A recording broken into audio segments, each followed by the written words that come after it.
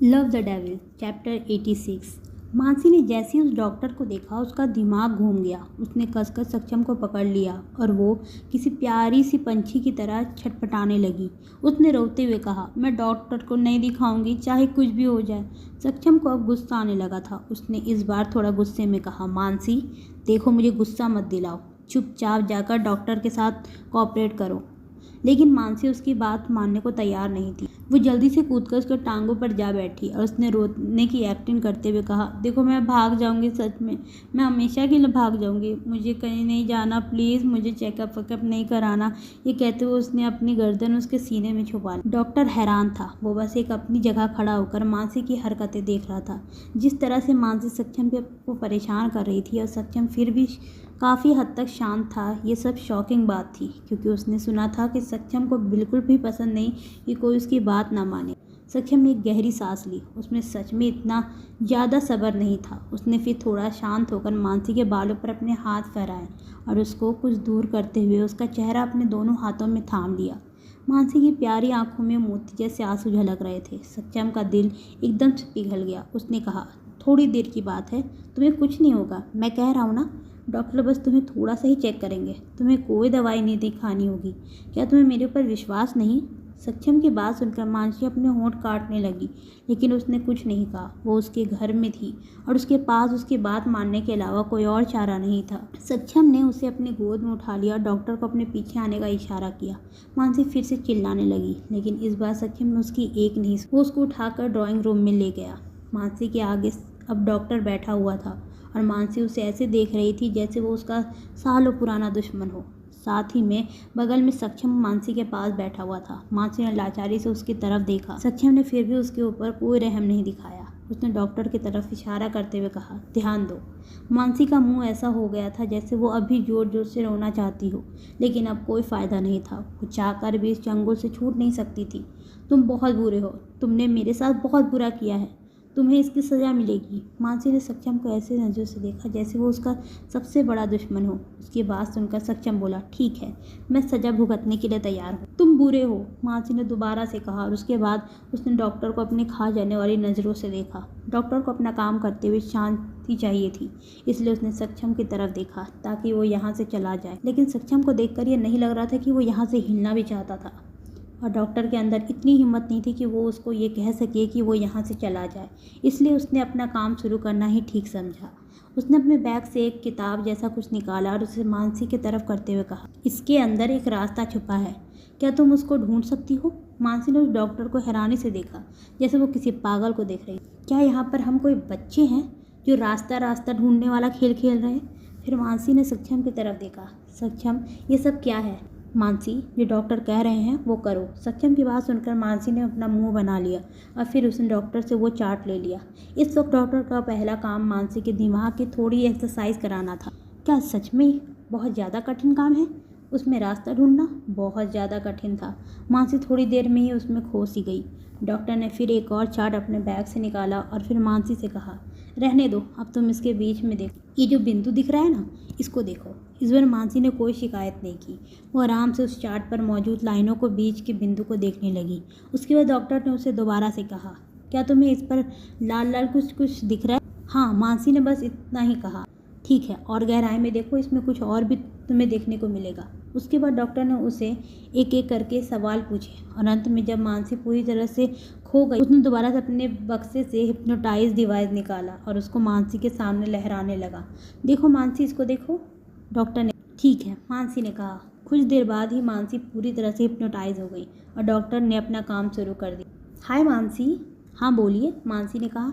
देखो, तुम मानसी हो, तुम ये जानती हो ना? हाँ मैं जानती हूँ, लेकिन फिर तुम अपने आप को गुड़िया क्यों मानती हो? बल्कि तुम तो वो हो ही नहीं। नहीं, किसने कहा कि मैं गुड़िया हूँ? मैं तो मानसी हूँ, मानसी ने कहा। वही चीज़ मैं तुम्हें समझाने की कोशिश कर रहा हूँ। तुम गुड़िया नहीं हो, तुम मानसी हो। मानसी, अगर तुम्हें कोई ये बताए कि तुम मानसी नहीं गुड़िया हो तो तुम उसको साफ मना कर देना। तभी अचानक से मानसी के दिमाग में कुछ और आने लगा। उसने ज़ोर से अपना सर हिलाया और कहा, नहीं, मैं गुड़िया हूँ, मैं गुड़िया। सक्षम ने मेरे भाई को मार दिया, मुझे उससे बदला लेना है। नहीं, ये गलत है, तुम मानसी हो, मानसी। डॉक्टर ने कहा। नहीं, मैंने कहा ना मैं गुड़िया हूँ, मानसी जोर से चिल्लाई। शांत हो जाओ, शांत रहो। देखो तुम इतनी वायलेंट क्यों हो रही हो? डॉक्टर ने कहा। तो मानसी थोड़ा शांत हो। डॉक्टर फिर आगे बोले, क्या तुम भूल चुकी हो कि एक तुम्हारी माँ बाप मिस्टर और मिसेस मेहरा, तुम्हारे एक भाई भी है विपिन, जो तुम्हारी जान है? क्या तुम उन सबको भूल चुकी हो? हाँ, वो तो मेरा परिवार है, मानसी ने अपनी गर्दन हिला के कहा। हाँ, वही तो मैं कह रहा हूँ, लेकिन तुम तो कह रही हो कि तुम गुड़िया हो, लेकिन वो तो मानसी का परिवार है। हाँ, तो मैं मानसी हूँ। तो फिर गुड़िया कौन है? डॉक्टर ने कहा। तो मानसी की आईब्रोज आपस में जुड़। उसके बाद डॉक्टर ने उसे कुछ समझाना शुरू किया। मानसी को डॉक्टर की आवाज़ इस वक्त शहद से कम नहीं लग रही थी। अब वो डॉक्टर की हाँ में हाँ मिला रही थी। कुछ देर बाद वो अचानक से बेहोश हो गई।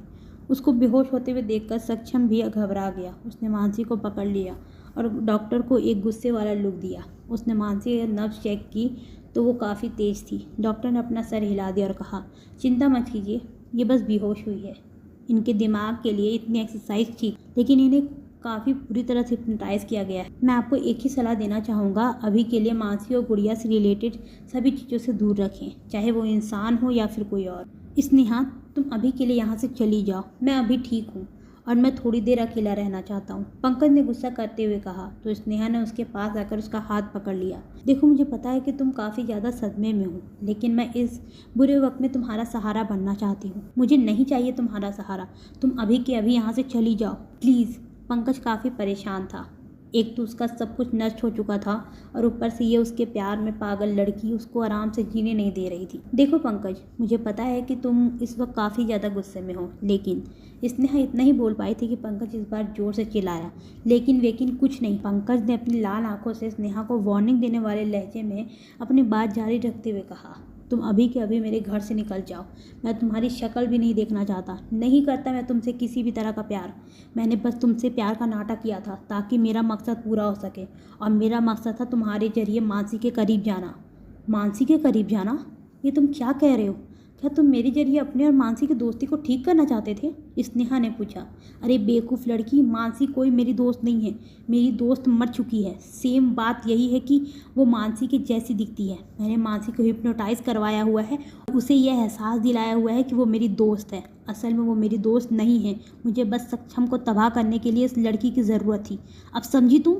ना ही वो मेरी दोस्त है और ना ही मैं तुमसे प्यार करता हूँ, इसलिए भगवान के लिए मुझे अकेला छोड़ दो और यहाँ से निकल जाओ। पंकज इस बार काफ़ी रूड था। उसने गुस्से में स्नेहा से सब कुछ कह दिया था। स्नेहा की आंखों में आंसू थे और उसने ऐसे पंकज को देखा जैसे वो चाहती हो कि पंकज अभी ये कह दे कि ये सब झूठ है, लेकिन पंकज ने उसकी तरफ एक बार भी नहीं देखा। स्नेहा के कदम लड़खड़ाए और वो वहाँ से भाग गई। उसे पहले लगा शायद पंकज ने ये सब गुस्से में कहा हो, लेकिन उसकी आंखों में और उसके बर्ताव को देखकर बिल्कुल भी यह नहीं लग रहा था कि वो ये सब गुस्से में कह रहा हो।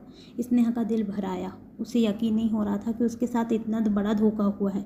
उसकी सांसें फूल चुकी थी और वो वहाँ से जल्दी निकलना चाहती थी।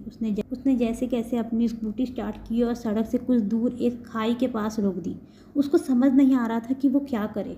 वो खाई के सामने खड़ी थी और ज़ोर ज़ोर से रो रही थी। मैं उस लड़के से प्यार करने लगी थी, बहुत प्यार। पंकज ने इस दिनों में उसके साथ काफ़ी अच्छा बिहेव किया था, उसे काफ़ी ज़्यादा खुशी भी दी थी। उन सब चीज़ों का प्यार समझना बहुत बड़ी गलती थी, लेकिन वो अपने दिल को कैसे कंट्रोल कर सकती थी? वो उस लड़के से प्यार करने लगी थी। एक दिल का टूटना क्या होता है उसे आज पहली बार पता लगा था। वो ज़ोर ज़ोर से चीख रही थी और उसके पैर खुद ब खुद लगातार खाई की तरफ बढ़ रहे थे। अगर वो आज मर भी जाए तब भी उसे कोई दर्द नहीं होगा। मरने का दर्द उसके दिल टूटने के दर्द से काफ़ी ज़्यादा कम होगा। लेकिन जैसे उसने अपने कदम आगे की तरफ बढ़ाए और वो जैसे ही कूदने वाली थी, किसी ने उसका हाथ पीछे से पकड़ लिया। कुछ ही देर में वो किसी के बाहों में थी। उसने अपनी नज़रें उठाकर देखा तो वो कोई हैंडसम लड़का था। उसे देखकर ऐसा लग रहा था जैसे वो उसे जानती हो, लेकिन उसने इस वक्त उस पर ज़्यादा ध्यान नहीं दिया। उसने उस लड़के से दूर हटते हुए कहा, छोड़ो मुझे मर जाने दो। क्या तुम पागल हो? तुम मरना क्यों चाहती हो? उस लड़के ने कहा। तो स्नेहा ज़ोर ज़ोर से रोने लगी। मुझे छोड़ दो प्लीज़, मुझे मर जाने दो। लेकिन उस लड़की ने उसे नहीं छोड़ा। तुम पागल हो गई हो क्या? धैर्य से काम लो, उस आदमी ने स्नेहा को समझाते हुए कहा। तो वो उसी के बाहों में ज़ोर ज़ोर से रोने लगी। अब वो उसके सीने से लग चुकी थी और वो ज़ोर ज़ोर से उसके बाहों में रो रही थी। वो मुझसे प्यार नहीं करता, उसने मेरा इस्तेमाल किया, उसने सिर्फ मुझे इस्तेमाल के लिए प्यार किया, स्नेहा ने सिसकते हुए कहा। अच्छा, तो तुम्हारा दिल टूटा हुआ है, लेकिन इसका मतलब ये थोड़ी ना होता है कि तुम मरने जाओ। क्या तुम्हारी ज़िंदगी में सिर्फ वही लड़का रह गया था? इसके सहारे तुम अपनी ज़िंदगी को जी रही थी? क्या तुम्हारे माँ बाप नहीं हैं? क्या तुम्हारे और करीबी नहीं हैं जो तुम्हें प्यार करते हैं? वही लड़का है तुम्हारी ज़िंदगी में जिसके सहारे तुम आज तक जी रही थी। उस आदमी ने उसे समझाते हुए कहा, जिससे स्नेहा चुप हो गई। उसको याद आया कि उसके माँ बाप उसे कितना प्यार करते हैं, उसकी हर इच्छा पूरी करते हैं और उसके दोस्त मानसी और तनु उस पर जान छिड़कते हैं। उसने पहले भी मानसी के साथ उस लड़के की वजह से बुरा बर्ताव किया है। वो एक लड़के के पीछे इतनी पागल हो गई थी कि अपनी जान देने चली गई। कुछ देर तक स्नेहा की इसी तरह से रोती रही, लेकिन फिर थोड़ी देर बाद वो काफ़ी हद तक चुप रही। वो अभी भी उस आदमी के गले लगी हुई थी और उसे सुकून मिल रहा था। तभी उस आदमी ने धीरे से कहा, चले अब। स्नेहा ने अपना गर्दन हाँ में हिला दी। उसके बाद वो उस आदमी से दूर हुई और उसने उसका चेहरा ध्यान से देखा और फिर उसने कहा, मुझे ऐसा क्यों लग रहा है जैसे मैंने आपको कहीं देखा है? हाँ, हम पहले भी मिल चुके हैं। मैं सक्षम ओबेरॉय का पर्सनल असिस्टेंट हूँ और मेरा नाम कार्तिक है। मैं एक दिन कॉलेज आया था, शायद आपने वहाँ मुझे देखा है। ने कहा तो स्नेहा को कुछ याद आया। तभी उसे वो आदमी जाना पहचाना लग रहा था। उसके बाद कार्तिक ने अपनी जेब से रुमाल निकाला और स्नेहा की तरफ बढ़ाते हुए कहा, ये लो, साफ कर लो। स्नेहा ने अपने हाथ से ही अपने आंसू साफ करते हुए कहा, नहीं ठीक है, मैं आंसू की बात नहीं कर रहा हूँ, तुम्हारी नाक बह रही है। कार्तिक ने कहा तो स्नेहा ने एकदम से उसे रुमाल खींच लिया और उसे घूरते हुए देखने लगी। थैंक यू बचाने के लिए। स्नेहा सच में कार्तिक की शुक्रगुजार थी, क्योंकि अगर आज वो नहीं आता तो वो पता नहीं क्या कर लेती। इसमें थैंक यू कहने की कोई बात नहीं है। मैं तो बस यहाँ से गुजर रहा था, मेरी अचानक से तुम पर नज़र पड़ी तो मैं जल्दी से यहाँ आ गया। क्या तुम अब ठीक हो? क्या तुम अकेले घर जा सकती हो या फिर मैं तुम्हें छोड़ दूँ? कार्तिक ने पूछा। नहीं, मैं अब ठीक हूँ, अब मैं चली जाऊंगी, स्नेहा ने कहा। तो कार्तिक ने भी अपनी गर्दन हाँ में हिला दी। लेकिन तभी स्नेहा को पंकज की बात याद आई और उसने जाते हुए कार्तिक की बाजू पकड़ ली। क्या हुआ? कार्तिक ने पूछा। वो मुझे तुमसे कुछ बात करनी है, स्नेहा ने कहा। कुछ देर बाद कार्तिक अपने सामने मौजूद खाई में अपने सामने मौजूद पत्थर फेंक रहा था। अभी अभी जो भी बात स्नेहा ने उसे बताई थी वो काफ़ी ज़्यादा शॉकिंग थी। वो बस इतना जानता था कि पंकज गुप्ता को उसके बॉस ने बैंकरप्ट करवाया है, लेकिन उसे ये नहीं पता था कि मानसी के साथ इतनी बड़ी प्रॉब्लम चल रही थी। उसको सोच में डूबा हुआ देखकर स्नेहा ने उससे हिलाते हुए कहा, कहाँ खो गए तुम? क्या तुम्हें इस बारे में कुछ पता है? स्नेहा के हिलाने से कार्तिक अपने ख्यालों से बाहर आया और उसने कहना शुरू किया, पंकज गुप्ता की दुश्मनी पहले से ही सक्षम सर के साथ थी, इसलिए उन्होंने उसे बैंकरप्ट करवा दिया। लेकिन मानसी मैडम के साथ इतना कुछ हुआ है इसकी मुझे जानकारी नहीं थी। सक्षम सर की फितरत भी नहीं है कि वो मुझे पर्सनली ये सब बताएं। लेकिन तुमने कहा कि पंकज ने तुमसे कहा कि उसने मानसी को हिप्नोटाइज किया हुआ है, तो ये सच हो सकता है, क्योंकि कल ही बॉस ने विदेश से एक बड़े मनोचिकित्सक को यहाँ बुलाया है। पहले तो मुझे समझ नहीं आया कि सक्षम सर को ये मनोचिकित्सक क्यों चाहिए था, लेकिन अब शायद मैं ये समझ चुका हूँ कि ये कड़ियाँ कहाँ से जुड़ी है। कार्तिक की बात सुनने के बाद स्नेहा ने डरते हुए कहा, मानसी तो ठीक होगी ना? मैं तुम्हें जल्दी ही पता करके सब कुछ बताता हूँ, तुम अपना नंबर मुझे दे दो। स्नेहा ने फिर जल्दी से कार्तिक को अपना नंबर दे दिया। जब वो जा रही थी तभी स्नेहा को कार्तिक की बात आई और उसने अभी अभी जो कहा था, रुको, अभी क्या कहा? पंकज को सक्षम में दिवालिया करवाया?